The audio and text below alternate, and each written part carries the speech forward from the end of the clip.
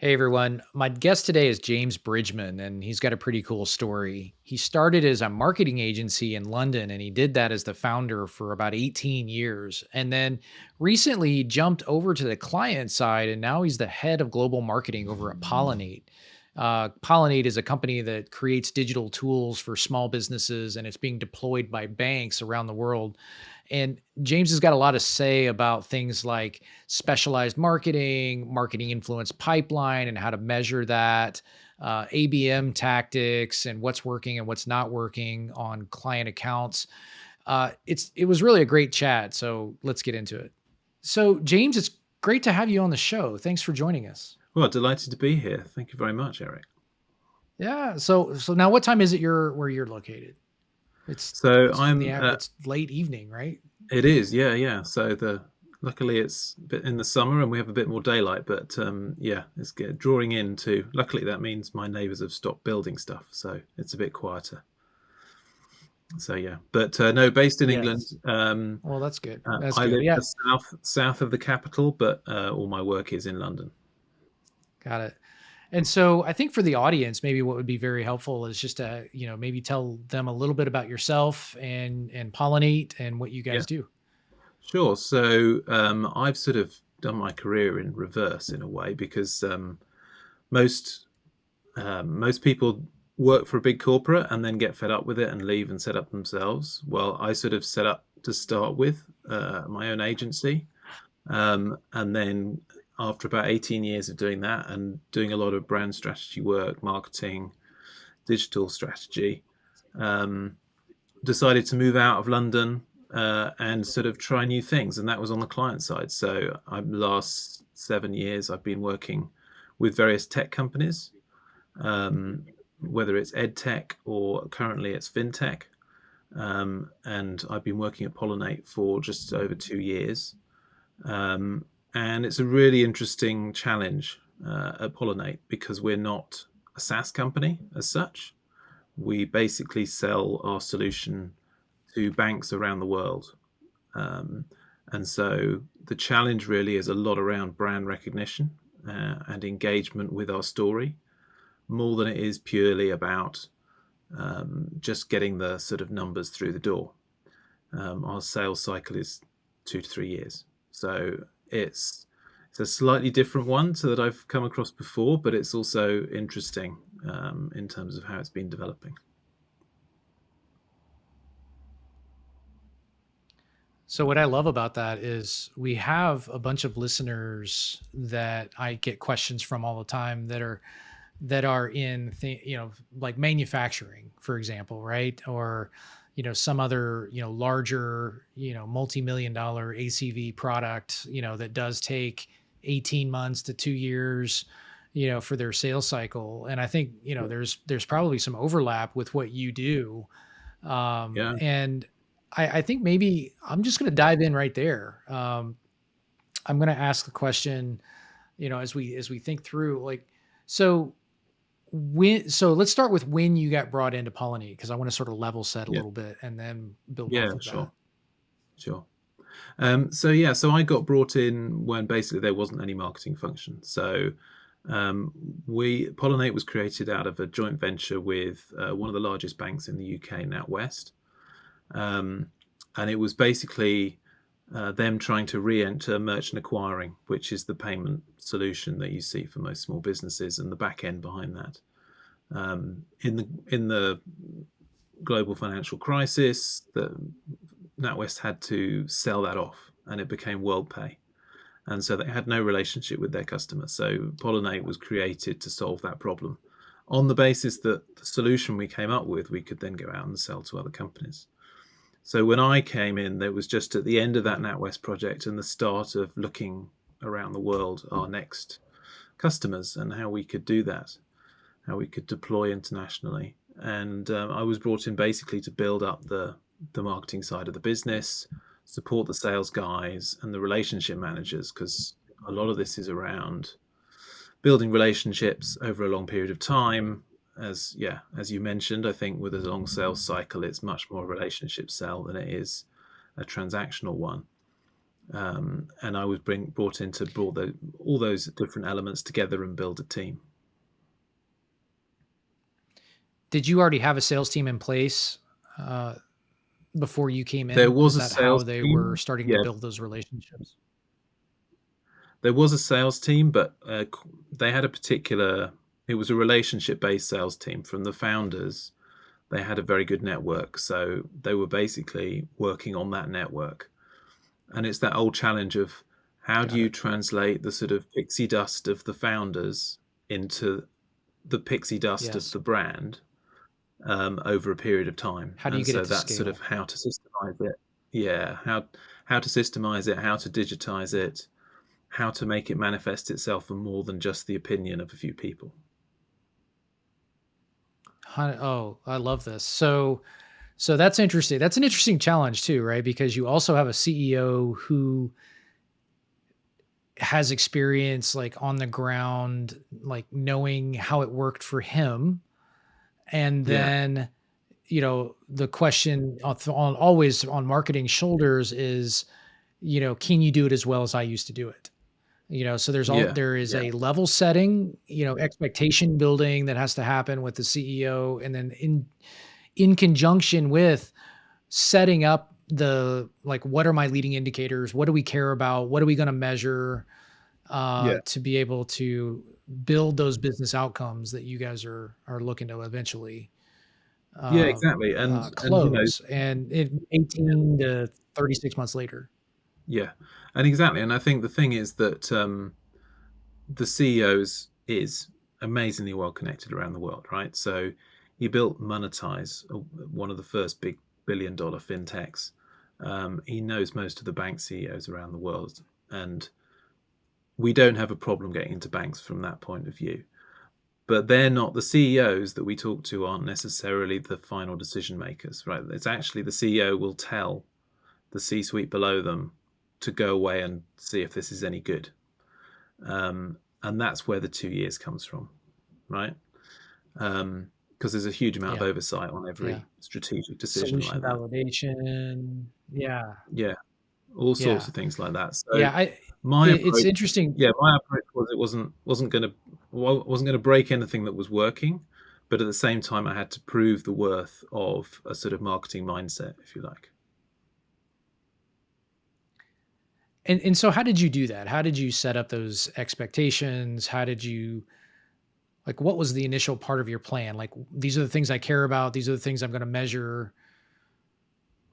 So I think there's sort of three elements really. So there's the okay, what are fundamentals do we need in place so over the next 18 months be able to measure any of this stuff, right? So what tech stack do we need? So they'd already started using Salesforce. What do we go along? What goes alongside that?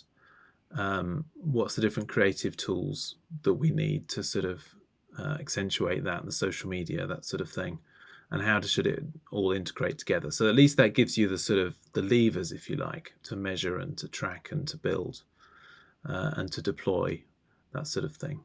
I think the key thing for me is the other two pieces of the puzzle. So you've got the tech stack and the enablers, so building a team as well. But the other two are don't forget that what's worked in the past can continue to work really well, right? Let's not be disingenuous to the success of the company. I would not be that arrogant to say that I'm the salvation of the company. I'm going to be another asset. And so I went off to basically look for opportunities where I could add value that no one else in the company could. So a good example of that is last year. Well, actually, 18 months ago, we had a conversation with MasterCard because we'd signed a strategic agreement, various different elements to it, one of which was marketing. But on the marketing page, it just said we would be a partner. There was pretty much no detail whatsoever. It was sort of left open because no one knew what to put in there. So we had a couple of great meetings with their global team and identified some of their key challenges that I thought we could solve for them. Uh, and one of the key challenges which we shared with them was getting the voice of the end user, because the end user is not owned by us, it's owned by the bank we work with. So how do you get the authentic voice of the people who are using our technology? And MasterCard have a similar problem, right? So it goes through other channels. So we devised Ingenious, which was a global filmmaking competition to crowdsource stories about small business from around the world.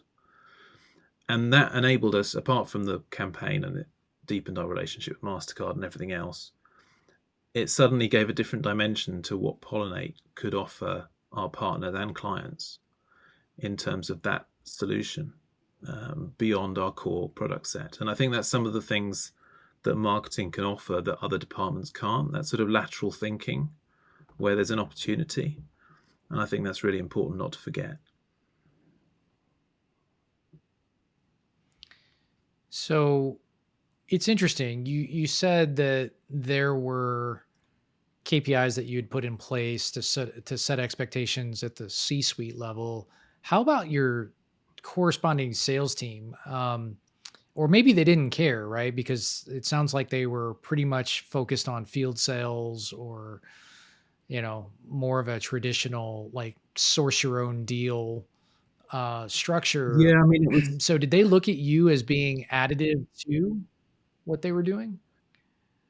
So they were, I mean, I don't like to put people in boxes. A typical sales, right? So they could, what do they do for what they were thinking? What can these guys do for us? And I think some of the ideas we came up with and just the ways of systematizing some of the sort of campaign approaches was quite refreshing for them, because they were building on the back of that core initial momentum of the launch of the company. And that was fairly straightforward. But to source new deals and that sort of things, they needed a bit more to go on. So I think they're really open to that. The challenge still always comes back to, if you've got a 2 to 3 year deal cycle, the people you're talking to may not even be in the company by the time you make the sale. So how do you stay in there and keep the conversation interesting? So a lot of the things that we were looking at were things like, well, how do we create more authoritative content that's not patronizing to our audience? Because we're talking to really, really well qualified people, right? C-suite -1, -2, who know their stuff backwards. There's plenty of generic content out there, your guide to X, 100 ways to solve Y, whatever it is. And what we wanted to do was, so one of the first Right. pieces we did was a fact sheet on switch to issuer versus switch to acquirer. Now, no, I hadn't even heard any of these terms before we started it, but it was just one of those things that we went through some of our subject matter experts and said, well, what are some of the issues that are going to affect them in the next 5 years? And that no one else was covering, because the marketing departments of a lot of companies, particularly if they subcontracted out to a PR agency, aren't specialist enough to pick them up. Right? It always defaults to the education piece and not the insights. So that was really the focus of trying to support the sales team, is trying to develop that expertise and associate it with the brand of Pollinate, of course. So you mentioned, having conversations with subject matter experts to be able to build that content. And when you said it, I immediately went to written form content, case studies, that sort of thing, your fact sheet. Yeah. Did you do any kind of video at that time? Not really at that time. So we were focused. The video stuff that we were doing at the time was trying to break down the product, which is it's got quite a technical thing. There's lots of data processing, AI, lots of key bank concerns in terms of security and privacy that we had to make sure we explained really clearly. So that was quite a product. And we don't have a massive team, right? There was 4 of us at the time, plus some external agencies. So we wanted to try and keep focus on a few things and do them really, really well, rather than spread ourselves a bit too thin. And as the team's growing, we're able to do more and more and get more and more ambitious as things go. But because my background is mostly branding, I'm really keen to get that consistent line through everything and the authenticity of what you're doing all the way through, because I think over time that pays off. Yeah. And that's the one thing that we know with our sales cycle we'd have plenty of.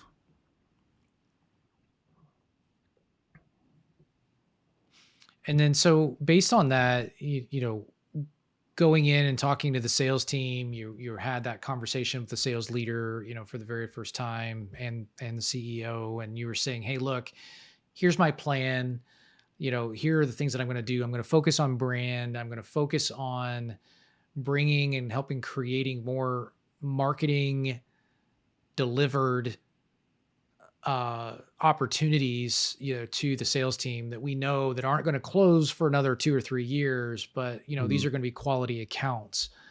yeah. Do you measure by the account? I mean, I'm assuming you do, measure by the account. Do you have some sort of more of a traditional ABM structure in place where you're looking at an account and multiple leads, multiple contacts within that account? Or, So yeah, so the you'd sales guys mentioned, have job turnover over the life, right? yeah, yeah. So the sales guys have a particular have the Miller Herman philosophy, which is all about relationship building. So they have a plug-in to Salesforce which maps all the relationships within an account, um, so they can understand the dynamics between different people in a particular target bank. Um, and so that requires a lot of it's not a normal metric. It's like how many touch points do you have with the bank? How much credibility have we got within different levels of the bank? So that they very much manage and monitor themselves. We're dealing with quite a small pool of, it's not a massive funnel here. It's more about quality than quantity. Yeah. So that was one side of it that you know Yeah. the C-suite could see the outcomes in terms of how we were relating to them, what points of interest have we made with them, so that they sort of prick up their ears and start to interact a bit more, that sort of thing. And then it was also being really, really responsive to opportunities as they come up, right? You don't really know. Someone hears of you and calls up, and you have to just produce a fantastic deck. Yeah. And a lot of our sort of approach is very much about high quality design, super customized. So we will go to the trouble of creating a printed brochure for a CEO, tailoring not just a deck, but actually a properly designed document for them, for their particular challenges.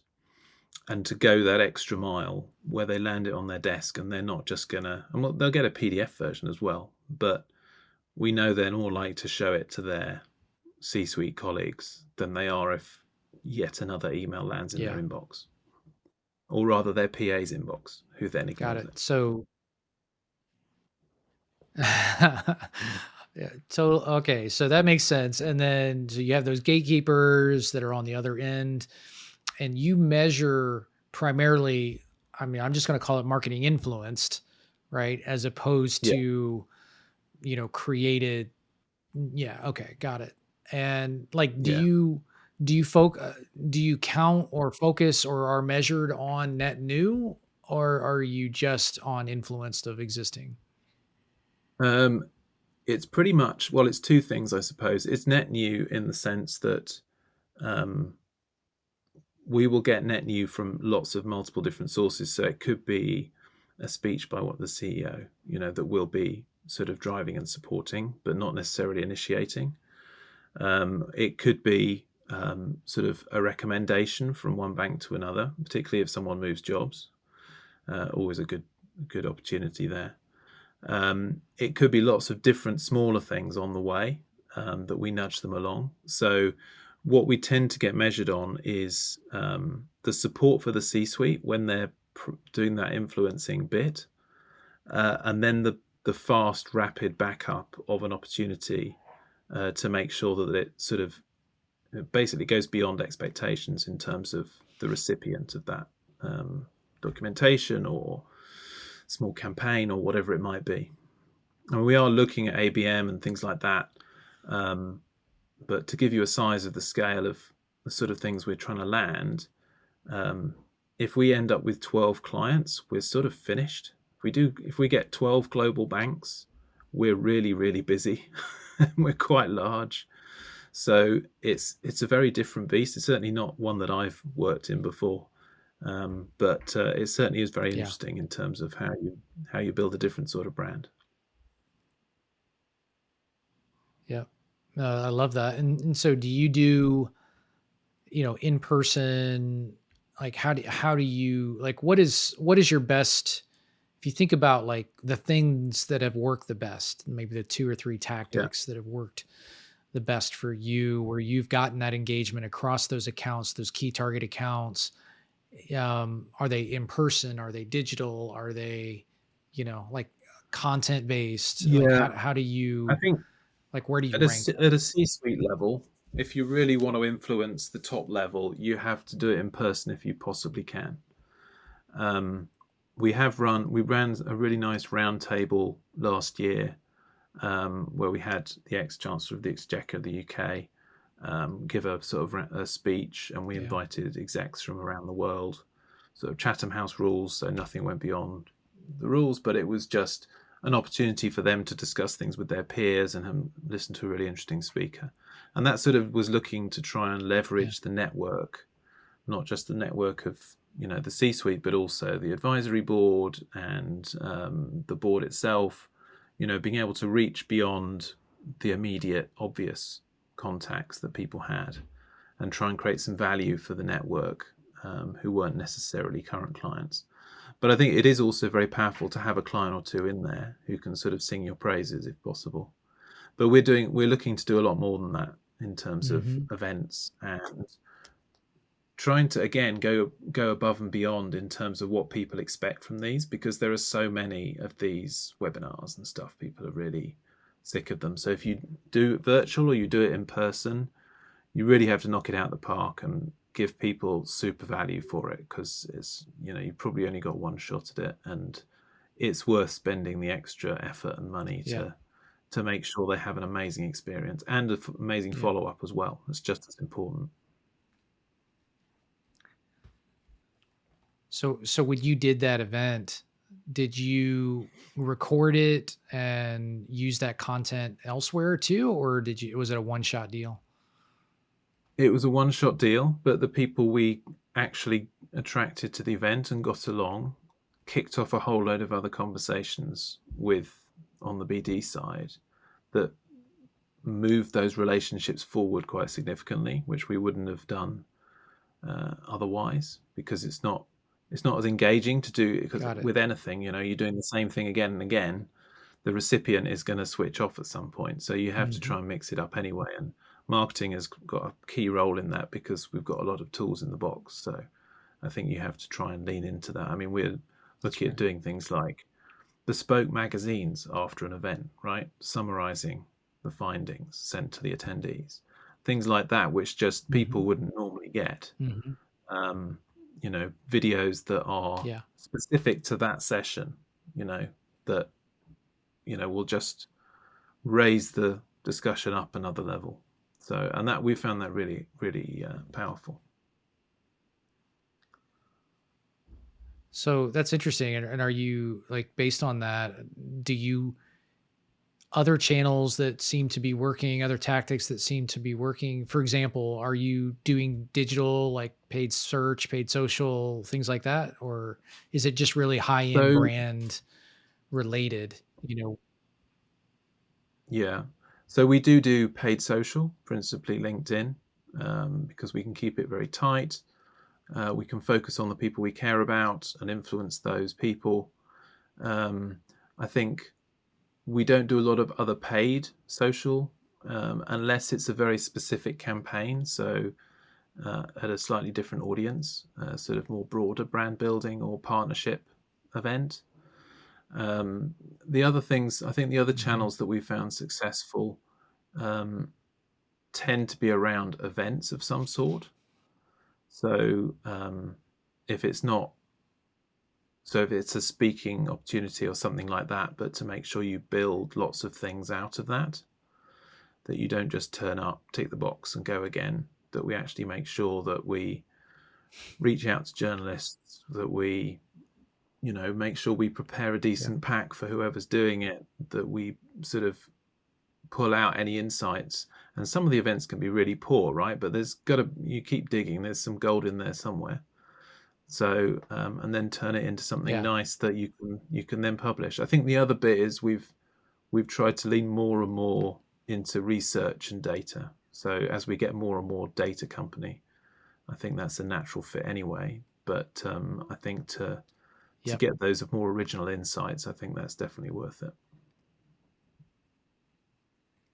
So that's interesting. So for me, like, to hear that you guys have, like, let's call it 12 key account opportunities, right? That Mhm. you want to get into, and you're still doing paid social. I hear a lot of marketers talk to me, like they ask questions like every week. I'll get the questions. It's like, well, we don't paid social doesn't work for me, right? And Mm. our accounts, they're too big, or the audience is too small, or what have you. And one of the topics, like, this is just a consistent topic that question that I get. And I usually push back, right? I maybe 2 or 3 times where I've been like, "Oh, yeah, okay. It's probably really not gonna work for you." But the other 97 out of 100, um, would typically be pushing back and saying, "Look, this is a channel that will work for you if you have a different mindset." And it's Mm. taking more of a mindset like you're doing, where it's more about brand awareness and sort of demand creation for Yeah, what you do and how your product solves their problem, as opposed to you know something that's more direct, right, where you're trying to get them to, I don't know, download some sort of white paper or a fact sheet or a guide, or what have you. It's just yeah, 9 times out of 100, or more like 99 times out of 100, um, it's not going to yeah, produce what you're looking for. And I think that that mindset is easier probably for you because you came from a brand background. Um, yeah, but a lot of these marketers that I talk to are more like lead gen focused, or they're coming out of performance marketing and now they're being asked to do something like, paid social, and they keep employing or rolling out the same tactics that they used when they were doing PPC ads, right? And it's yeah, just fundamentally, it's yeah, like apples and bananas, right? It's yeah. completely It different. is totally. And so Yeah. how do you so what do you measure in paid social specifically for your, like, what are the brand sort of KPIs that you look at when you're running your campaigns? So I think it depends what the CTA is at the end, but I think we're looking for primarily for two things. We're looking for eyeballs within the industry, so broader than just the people who are going to buy, right? So um, Mhm. it's not a huge, even banking with, I don't know how many people it employs across the world. It's not so big that if you're speaking at someone with a decent amount of responsibility, they're not going to be either moving up the tree or moving jobs. So over time, that will help just to get your name out there, particularly if you're a new brand and you don't have any. It's different for someone who's established and you need to cut through and to make people see you differently. But for us, it's awareness and credibility. So we have to have lots of content created that actually is additive to those people, that actually contributes to how they understand the world that they operate in. And so a lot of our metrics are around how many people have read this article, right? So how much we've spent a lot of time doing these insights. We want it out in the world. We want people to read about it and react to it and come back to us and tell us we're doing it badly or whatever it is. Doesn't matter, right? We want people to engage with it, and I think and to be quite honest, I think it's an ongoing battle of experimentation and trying different things and different angles and all the rest of it. But I think fundamentally, you want people to see what you're producing. And if you're not proud of what you're producing, I agree. You shouldn't promote it.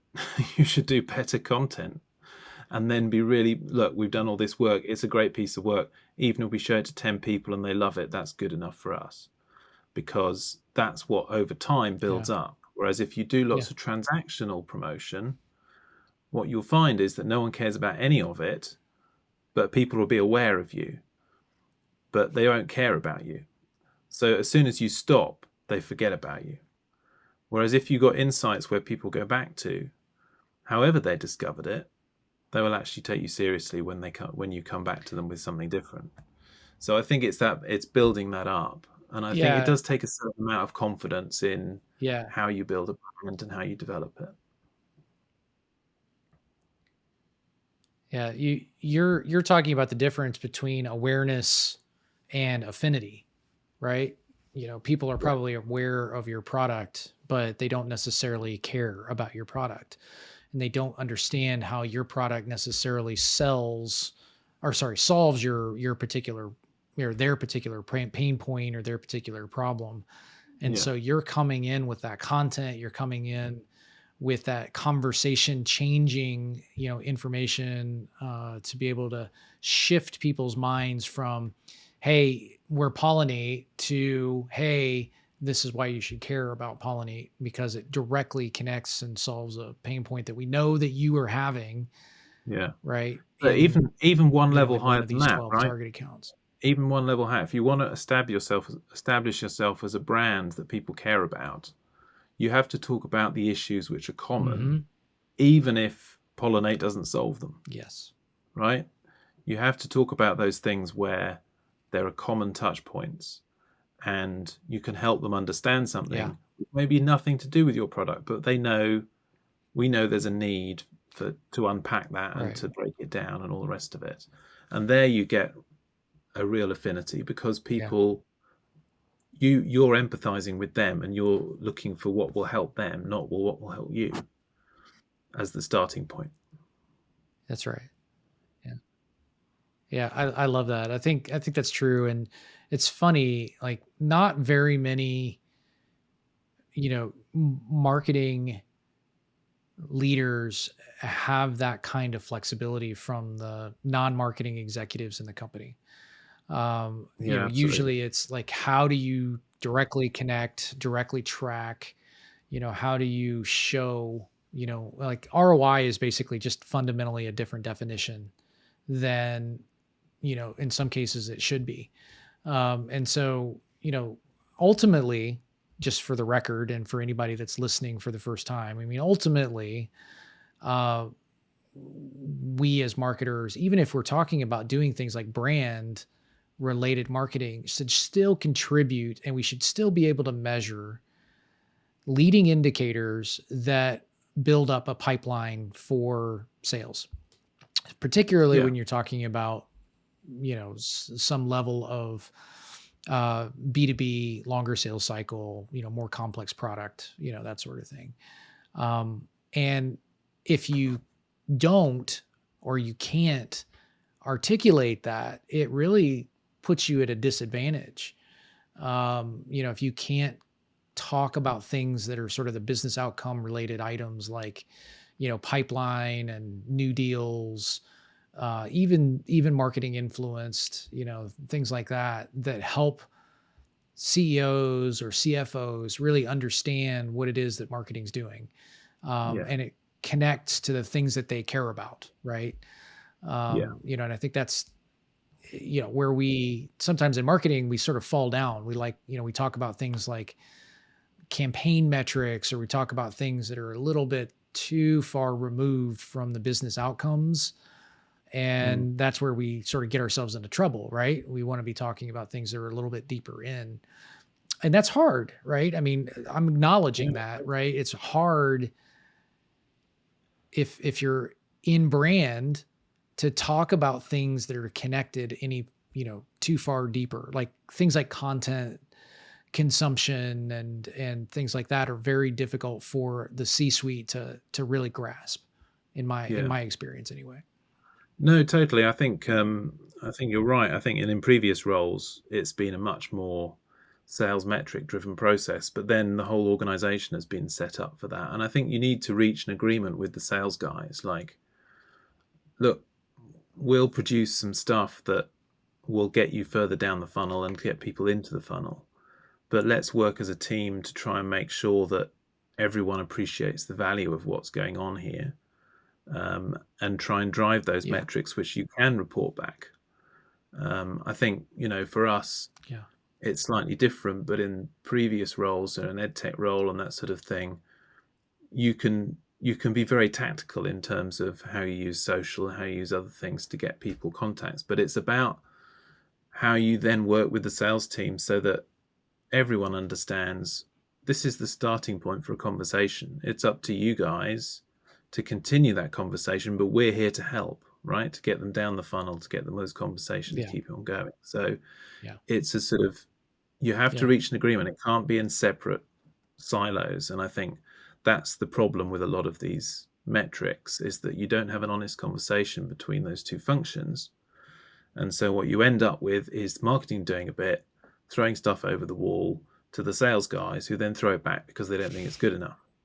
Yeah. Um, and that Yeah. happens an awful lot. But actually, you need a grown-up conversation Yeah. about, okay, we're thinking about these 10 campaigns, guys, over the next year. What do you want to see out of it? What seems to, how are we going to run this? What parts of the funnel do you think it'll have the biggest impact on? That sort of thing. And then you can have a proper plan which joins everything up. And then also a proper plan with the C-suite, where you say, look, this is the stuff we're doing with sales, but that's not going to be enough. We're going to regret that in a year if that's all we do. We have to do the brand building as well, so that when you go to a conference and you stand up and you speak about something, people respect the brand as much as they respect you. And I think you have to be able to take that to the C-suite and say, these are the two sides of the coin. But unless you join everything up properly, you're going to be throwing a lot of money at something that when you look back in 18 months' time, you'll wonder what the fuck you were doing. Sorry, my language. Yeah. So I'm curious, obviously this is, you have a certain quantifiable number of target accounts. How do you set up your marketing team? Like how are you guys structured within Pollinate? Yeah, so to be honest, it keeps on changing to a certain extent, depending on what we're trying to achieve. So we have, in terms of the sort of sales business development cycle, we have different small regional teams around the world. And then we have marketing in the central function, which basically there's myself, and then we've got a sort of design and copywriting function, sort of creative studio, if you like, which we supplement with freelancers or whoever we need. Uh, a few external agencies, particularly for things like video and animation.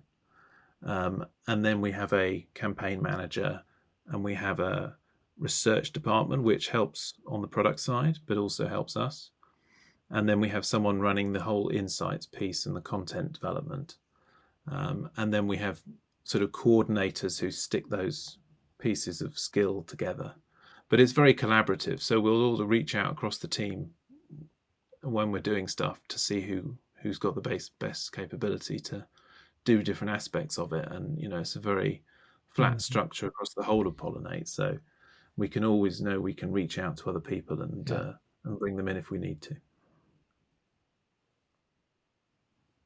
And are your subject matter experts in your C-suite typically, or do they live externally? Like, where do they live when you're So thinking about it's a content mixture. creation? So yeah, so my boss, CMO and co-founder Fiona Roach Canning, she's got a big background in particular area around small business and loyalty, and used to run Nectar and Visa and various other things that she worked for.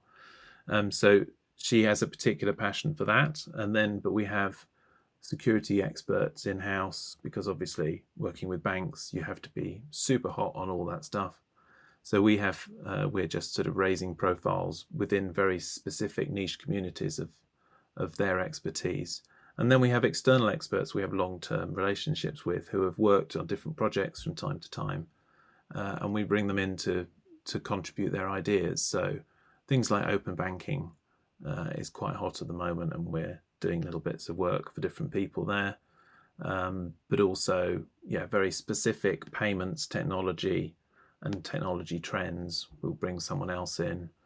And the great thing about that is they're well established in the business. They don't just work for us, they work for lots of other people. They have a good network themselves. So we're able to build quite a broad range of opinions and pieces across many different touch points, and that's really helped keeps the variety up and makes sure that we're not publishing the same thing more than once.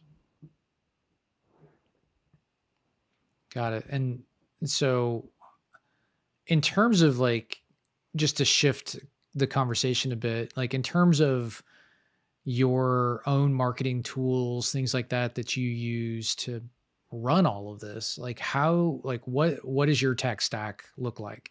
So you mentioned Salesforce So, CRM that the sales team is yeah, using. Like what else do you use? so we've got Pardot as well, so on the other side, on the marketing side, where we build most of the marketing activity, um, landing pages and various other things. We've got Creative Suite, of course, across quite a lot of to build loads of different sorts of content. We've tried various different social media tools. At the moment, we're using Sprout Social. Um, it's not a massive focus for us, but it's good. Um, we use Asana for project management, so that integrates with a lot of other different elements. And then there's a Slack. Slack's used widely throughout the company anyway. Specific channels that we will track things, and we can also invite external agencies and that sort of thing. Um, and you know, And we launched our new website today. We built that on WordPress. It's not anything. I like reusable technology because if you use proprietary technology and the people who leave, you can't fix anything. I've learned painful yeah, experience from that. yeah, yeah. Learning the hard way, huh? Yeah, exactly. So in terms of that, are you're pretty deep in like what about things like measurement, like attribution, things like analytics? Like what are you typically using So to we be able use to a figure all of mixture. these things out? Yeah, so we use a mixture of things. So obviously, Google Analytics for sort of basic web traffic and sort of tracking through things. We use the tools that are usually the tracking tools that are built into the platform. So obviously, LinkedIn Campaign Manager is quite good, and then Pardot pulls a lot of those different pieces together anyway. Um, we do have a slight issue in that the sales methodology is not a natural methodology to Salesforce. They use an overlay sort of plug in into their system. So we have to do a little bit of manual work around to make sure that we attribute things and we flip the leads, the MQLs over to the sales team. Um, but at the sort of volumes that we're looking at, it's not too bad. I think if it was higher volumes, we might have a few issues, Yeah, but I think it's workable. And I think it's just a matter of and trying to get everyone in the team, even the interns, up to a basic level of understanding of the core tools that we use is really important. Just so that we can all muck in and get things done if we need to, because it has to be really pragmatic. We get so much done that everyone has to help each other out. yeah. So how many employees are in Pollinate? Like So just we've for got about context. 150. Yeah, we've got about 150 at the moment, um, Okay. of which Okay. I think are about 85% are employees, and then contractors. Obviously, with a lot of developers, it's quite difficult to get 100% employee count. I mean, when I started, it was 20% employees and 80% contractors because we'd just come out of that initial project. Um, and that's flipped totally around. And that's another thing that we have to do as marketing is we have to build the internal culture through comms internally and make sure that keeps on going, Yeah. and people connect and communicate. And it gets really complicated with time Yeah. zones and stuff. When you've got people in Australia and people in I'll bet. Canada at the same time, it has its own headaches, but we sort of manage.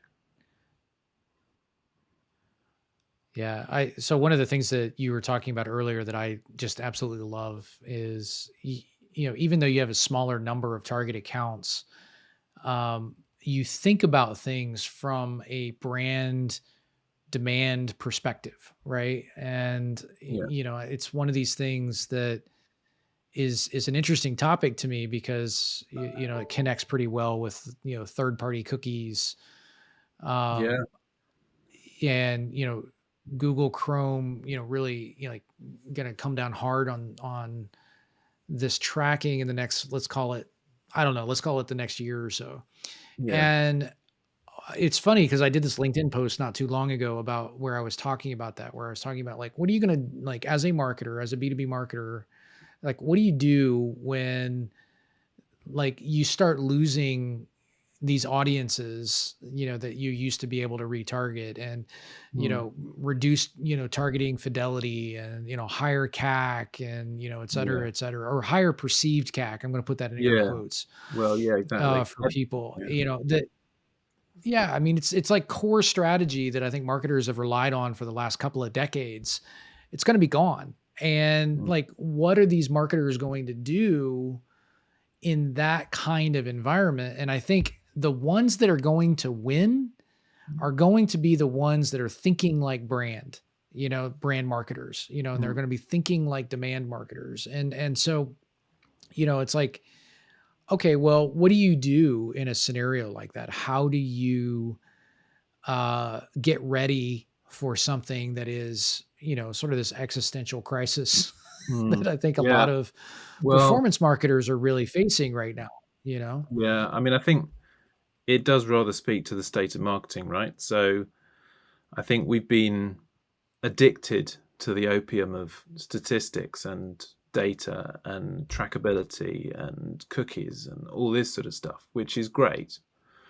But no one really cares, to be honest. The people who care, who you want to care about your company, your brand, your product, your service, are the ones who get you, right? Who can see that they're, like you said before, that you're solving problems that they need solved. And I think we've been sort of, it's a bit of a fig leaf, all this statistics, I think, that you can report on everything. But if you break down a lot of these reports and charts that you send to the C suite, it's it's just covering up the fact that you've done a lot of stuff. You haven't actually delivered value for the business. Yeah, So I think that's in a right. way, it's an opportunity for marketing to say, look, guys, we can track people, or we have been tracking people till the cows come home. But if it doesn't make any difference to the way the company is perceived or the way the product is picked up in the market or our conversion factors, things like that, I think it's more important Yeah. to judge things like if they go onto a page, do they go on and buy, or how long do they stay, or how many times do they come back? Those things are relevant. But to try and track people around and serve them ads all over the place, and you've got so many eyeballs and all the rest of it, I'm never quite sure whether that was just a bit of a vanity metric. And someone I was reading, I think it was in Forbes, that the turnover of CMOs is now stabilized, but the lowest it's ever been, right? Sort of like 2.5 years or something. And the Yeah. reason for that is that most Yeah. marketing leaders have to be data analysts, have to be creative leads, have to be business analysts, you know, all these different things. You have to know about AI, you have to know about creative campaign management, and there's no way there's one person who can do that to a superb, excellent level, right? And so we've been covering a lot of this Mhm. up with a lot of data and reporting, and to be quite frank, most of the C-suite can't see through it. So here's an opportunity, That's guys. right. Let's get back to the essentials of what we're supposed to be Yeah. doing, which is delighting customers and finding the ones that Yeah. fit us. We've got a global reach. Let's go out and use it. Yeah. I love that take. I think I would maybe add one more sentence onto that and say, for those who are not doing that today, you need to start today. Yeah. And there is a way to start understanding your customer better, with affect, outside of just like set it and forget it, third party cookies, right? It's really more about like understanding, like self-reported, Mm. interactions that you're having with somebody. Like, what are they telling you? Understanding social engagements, website form fills, content, what kind of content are they engaging with and consuming? How long are they consuming that content? Yeah. Right? Support interactions, or survey responses if you're doing some sort of qualitative, feedback, loop. Even things like you're talking about with your in-person event, like what kind of responses are you getting, and what kind of interaction, quality conversations are happening Yeah. in those kinds of venues, exchanges with your sales team, like all of that chatbot interactions. Like, I could go on and on and on. Yeah. And I Yeah. guess my point is like, where do all of these engagements live Mm. within your current set of tools? Yeah. If you're like every other marketer, it's usually like it's 5 or 6 core tools that you use to be able to capture all of those various engagements, right? Mm. And different apps, different tools, that sort of thing. But the challenge I've always seen is it's really difficult to get those guys, those different apps, those different tools to play well together, right? Yeah. How do they interconnect? And can you actually see, do they surface the kind of business outcome related information the way that you're talking about, right? Yeah. In a way that you can actually see what's going on, so that you can figure out how to do more of that, Yeah. Yeah. and Exactly. it's just, it's a fascinating topic for me, because I look at this and I think there's a real opportunity, because the things that are, we're always as marketers looking for that next thing, that next competitive edge, that next tool, the way to win in our particular Mm. category. Yeah. And this is one of those massive shifts that's happening. And I really do feel like it's going to catch a lot of marketers flat-footed, wishing that they'd acted sooner.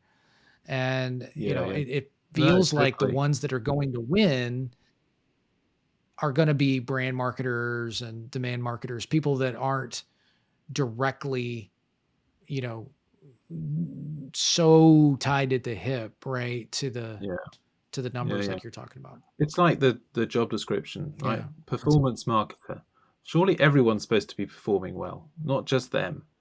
So I don't quite get the term. It's a bit weird. I mean, I get it sort of driven by much more stats and KPIs yeah. than some of the other roles, but you know, our job is to understand the customer. That's, if we can understand the customer, we're most of the way there. But if you don't give a shit and you're just looking at the stats, then you're not Yeah. going to get them, and you're not going to understand them, and you're not going to deliver anything Yeah. that they care about.